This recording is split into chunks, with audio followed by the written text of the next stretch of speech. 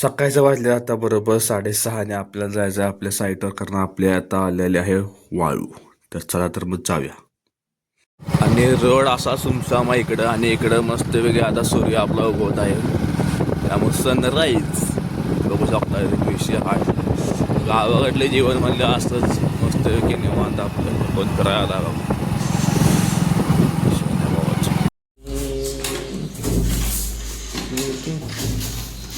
अशा तऱ्हेने आपली वाळू आता आलेले आणि बिल्डर मामा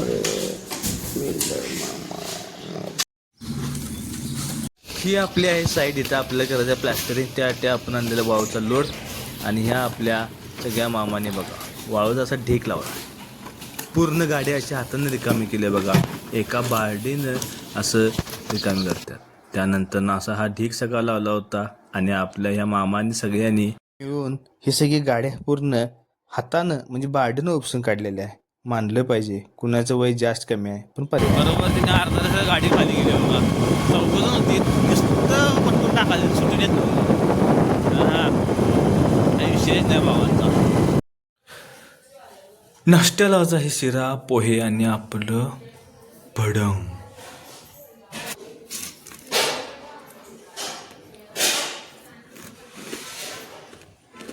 नाश्ता वगैरे झालेला आपला आता आणि निघायचा आहेत ना आपल्या घरातून.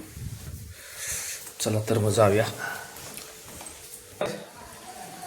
वाजले आता 10 वाजता आता आपण निघायचं आहे. चला तर मग जाऊया. दरवाजा वडून लावूया तोपर्यंत कोण नाही घरात.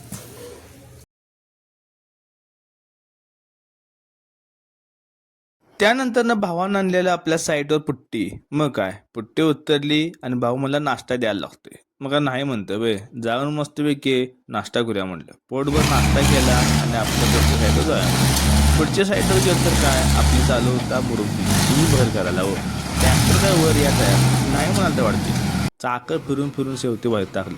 त्यानंतर खाली दगडं वगैरे घालून सगळं करून घेतलं. वतून झाल्यानंतर लेवल मारा काय मशीनच सांगायला पाहिजे हो. मग काय मशीन खाली बोलवून घेतलं आणि लेवल मारली. आज वेळ झालं तर झालं पण लेवल मारून जायचंच म्हणलं. काय पण होऊन दे म्हणजे उद्या आपल्याला एक मार्गी काम करायला बरं. संध्याकाळी 1-2 तास मशीन चालू होतं. लेवल व्यवस्थित मारून घेतली सगळी परफेक्ट आणि मग जाया म्हटलं. कारण मशीनचं बकेट वगैरे साईडला बांधकामला लागलं तर लय मोठा प्रॉब्लेम. त्यामुळं आपण स्वतः उभारून सगळी लेवल व्यवस्थित मारून घेतली.